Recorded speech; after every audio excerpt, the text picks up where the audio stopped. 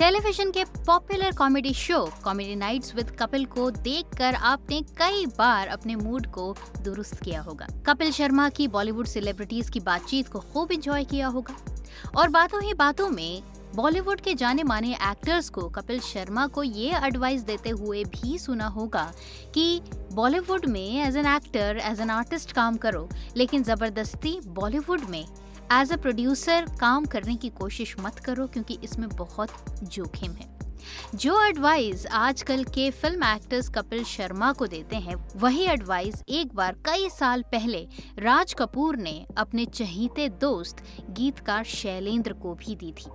लेकिन शैलेंद्र ने राज कपूर की इस सलाह को नहीं माना और बना डाली एक ऐसी फिल्म जो कि क्रिटिकली तो काफी सराही गई, लेकिन कमर्शियली इस फिल्म ने शैलेंद्र को ऐसा डुबोया कि वो बीमारियों में डूबते चले गए और आखिरकार उनकी जान चली गई। क्या है पूरी कहानी, आइए हम आपको बताते हैं आज के इस वीडियो में। बॉलीवुड के फेमस गीतकार शैलेंद्र और राज कपूर की जोड़ी को हर कोई जानता है, हर कोई इनकी जोड़ी को सराहता है।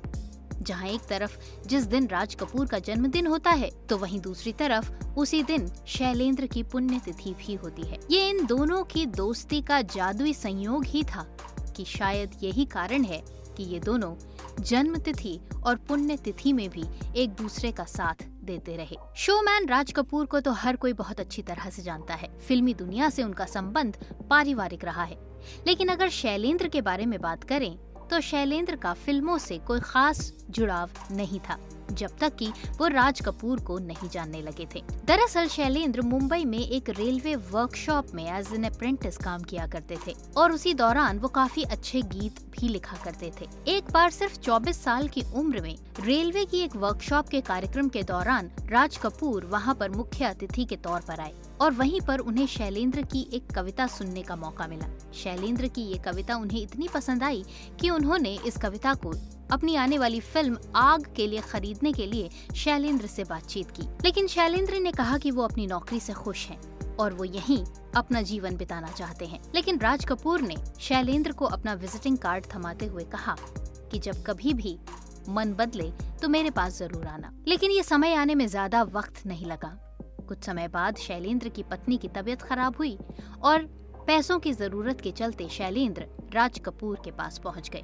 शैलेंद्र ने अपनी पत्नी के इलाज के लिए राज कपूर से कुछ पैसे उधार लिए और कहा कि मैं ये पैसे 6 महीने के अंदर चुका दूंगा।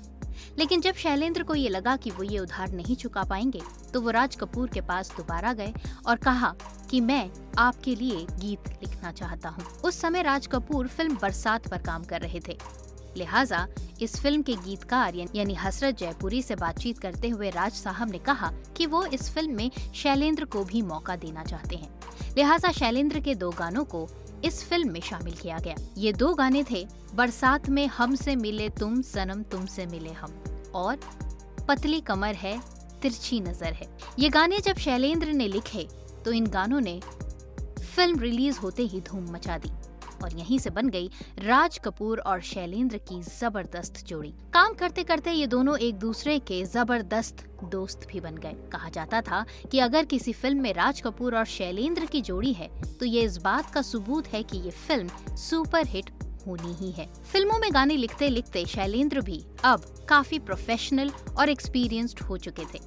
लिहाजा गीतकार होने के साथ साथ शैलेंद्र ने फिल्म प्रोडक्शन में कूदने की भी ठानी। हालांकि उनके दोस्त राज कपूर ने उन्हें काफी समझाया कि अगर फिल्म बाजार में एज अ प्रोड्यूसर उतरना है तो उन्हें बाजार के हिसाब से काम करना होगा। लेकिन शैलेंद्र सिर्फ क्रिएटिव माइंडसेट के शख्स थे। बाजार और बाजार से जुड़ी बारीकियां न तो वो समझते थे और न ही उन्हें समझना चाहते थे और न ही उनसे समझौता करना चाहते थे। लिहाजा शैलेंद्र ने अपने हिसाब से अपने आप को पसंद आने वाली एक फिल्म तीसरी कसम बना डाली और इस फिल्म के लिए उन्होंने as an actor Raj Kapoor को अप्रोच किया। हालांकि उस फिल्म के हिसाब से राज कपूर की उम्र ज्यादा थी, लेकिन फिर भी अपने दोस्त शैलेंद्र के इस प्रस्ताव को वो मना नहीं कर पाए और उन्होंने इस फिल्म में काम करने के लिए हामी भर दी। इस फिल्म में काम करने के लिए उन्होंने शैलेंद्र से उतना पैसा भी नहीं लिया जितना राज कपूर उस जमाने में एज फी लोगों से वसूलते थे। खैर फिल्म की शूटिंग शुरू हुई और इस फिल्म में राज कपूर के साथ वहीदा रहमान ने काम किया। लेकिन फिल्म की शूटिंग के दौरान ही वहीदा रहमान पैसों के कुछ मामले को लेकर शैलेंद्र से नाराज हो गई। लेकिन राज कपूर के समझाने के बाद उन्होंने दोबारा इस फिल्म में काम करना शुरू किया। इस फिल्म को बनाते हुए शैलेंद्र लगातार किसी न किसी मुश्किल में फंसे ही जा रहे थे। फिर शैलेंद्र का फिल्म के डिस्ट्रीब्यूशन को लेकर कुछ विवाद हुआ, जिसमें एक बार फिर से राज कपूर और मुकेश ने उनकी मदद की। जैसे तैसे करके ये फिल्म बनी और फिर रिलीज भी हुई। फिल्म बेहद उम्दा थी और क्रिएटिवली और क्रिटिक्स के हिसाब से ये फिल्म जबरदस्त थी।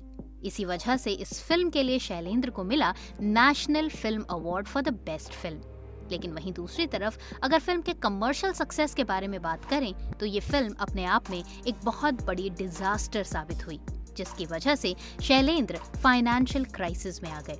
1961 में रिलीज हुई इस फिल्म के प्रोड्यूसर शैलेंद्र थे, लेकिन इस फिल्म को डायरेक्ट किया था बासु भट्टाचार्य ने। शैलेंद्र को इस बात की तसल्ली तो जरूर थी कि उन्हें अपनी इस फिल्म के लिए बेस्ट फीचर फिल्म का नेशनल अवार्ड मिला, लेकिन जहां बात पैसों की आती है तो वहां पर टेंशन्स भी बढ़ती चली जाती है।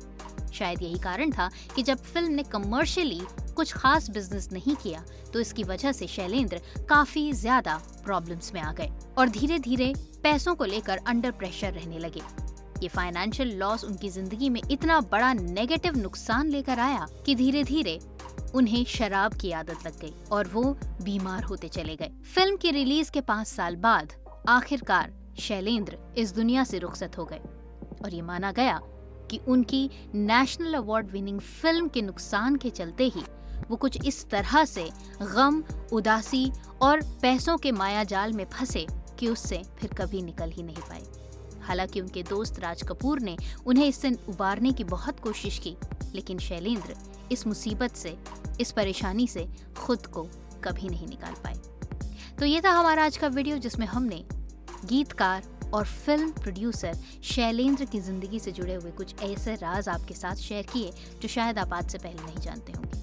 वीडियो अच्छा लगा हो तो चैनल को जरूर सब्सक्राइब करें, वीडियो को शेयर करें और इसी तरह से हमारे साथ जुड़े रहें, क्योंकि आने वाले वीडियोस के जरिए भी हम एक से एक इम्पॉर्टेंट और एंटरटेनिंग इन्फॉर्मेशन आपके साथ शेयर करते रहेंगे।